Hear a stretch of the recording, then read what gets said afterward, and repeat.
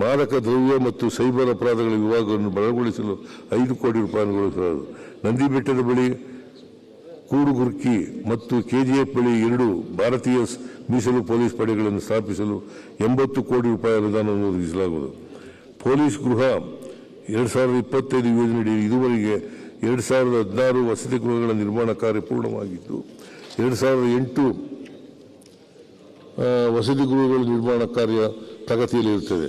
2025-26ನೇ ಸಾಲಿನಲ್ಲಿ 300 ಕೋಟಿ ರು ಮೊತ್ತದ ವಸತಿ ಗೃಹಗಳ ನಿರ್ಮಾಣ ಕಾರ್ಯವನ್ನು ಕೈಗೆತ್ತಿಕೊಳ್ಳಲಾಗುವುದು.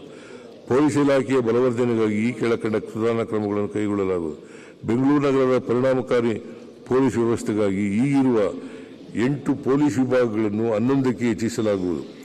ರಾಜ್ಯದಲ್ಲಿ ಪ್ರಸ್ತುತ 5 ಬಾಂಬ್ ಪತ್ತೆ ಮತ್ತು ನಿಷ್ಕ್ರಿಯ ದಳಗಳು bomb detection and disposal squad ಕಾರ್ಯನಿರ್ವಹಿಸುತ್ತಿದ್ದು, ಪ್ರಸಕ್ತ ವರ್ಷ ಬಳ್ಳಾರಿ, ದಾವಣಗೆರೆ, ಮೈಸೂರು ಮತ್ತು ಬೆಂಗಳೂರು ಕೇಂದ್ರ ವಲಯಗಳಲ್ಲಿ ಬಾಂಬ್ ಪತ್ತೆ ಮತ್ತು ರಾಷ್ಟ್ರೀಯ ದಳಗಳನ್ನು ಸ್ಥಾಪಿಸಲಾಗುವುದು.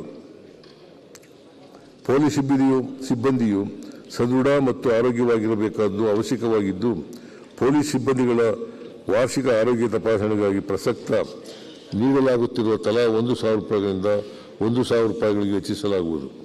ಬಂದೋಬಸ್ತಿಗೆ ನಿಯೋಜಿಸುವ ಪೊಲೀಸ್ ಅಧಿಕಾರಿ ಮತ್ತು ಸಿಬ್ಬಂದಿಗಳಿಗೆ ಪ್ರಸ್ತುತ ಚಾಲ್ತಿಯಲ್ಲಿರುವ ಆಹಾರ ಭತ್ಯೆಯ ದರವನ್ನು 200ರಿಂದ 300ಗೆ ಹೆಚ್ಚಿಸಲು ಕ್ರಮ ವಹಿಸಲಾಗುವುದು. ಗೃಹರಕ್ಷಕ ಮತ್ತು ಪೌರರಕ್ಷಣಾ ಸ್ವಯಂ ಸೇವಕರು ಕರ್ತವ್ಯಕ್ಕೆ ಹಾಗೂ ತರಬೇತಿಗೆ ಆಯೋಜಿಸಿದ ಸಂದರ್ಭದಲ್ಲಿ ಮರಣ ಹೊಂದಿದಲ್ಲಿ ಅವರ ಕುಟುಂಬಕ್ಕೆ ಹಾಲಿ ನೀಡುತ್ತಿರುವ 5 ಲಕ್ಷ ರು ಪರಿಹಾರವನ್ನು 10 ಲಕ್ಷ ರುಗಳಿಗೆ ಹೆಚ್ಚಿಸಲಾಗುವುದು. ಕಾರಾಗೃಹ ಇಲಾಖೆಯಡಿಯಲ್ಲಿನ ಮೂಲಸೌಕರ್ಯದ ಅಭಿವೃದ್ಧಿಗಾಗಿ 100 ಕೋಟಿ ರೂಪಾಯಿ ಅನುದಾನ ಒದಗಿಸಲಾಗುವುದು. ಅಗ್ನಿಶಾಮಕ ಮತ್ತು ತುರ್ತು ಸೇವೆಗಳ ಇಲಾಖೆಯಿಂದ 24-25ನೇ ಸಾಲಿನಲ್ಲಿ 4,300 ಜನರನ್ನು ಅಗ್ನಿ ಅನಾಹುತದಿಂದ ರಕ್ಷಿಸಿ ಸುಮಾರು 1,501 ಕೋಟಿ ರು ಮೊತ್ತದ ಖಾಸಗಿ ಮತ್ತು ಸಾರ್ವಜನಿಕ ಆಸ್ತಿಪಾಸ್ತಿಗಳನ್ನು ರಕ್ಷಿಸಲಾಗಿದೆ. 2025-26ನೇ ಸಾಲಿನಲ್ಲಿ ಈ ಕೆಳಕಂಡ ಉಪಕ್ರಮಗಳನ್ನು ತೆಗೆದುಕೊಳ್ಳಲಾಗುವುದು. ಕೆಎಸ್ಎಫ್ 2 ಯೋಜನೆಯಡಿ ಉಪಕರಣಗಳ ಖರೀದಿ ಮತ್ತು ಕಟ್ಟಡ ನಿರ್ಮಾಣಕ್ಕಾಗಿ 50 ಕೋಟಿ ರು ಅನುದಾನವನ್ನು ಒದಗಿಸಲಾಗುವುದು.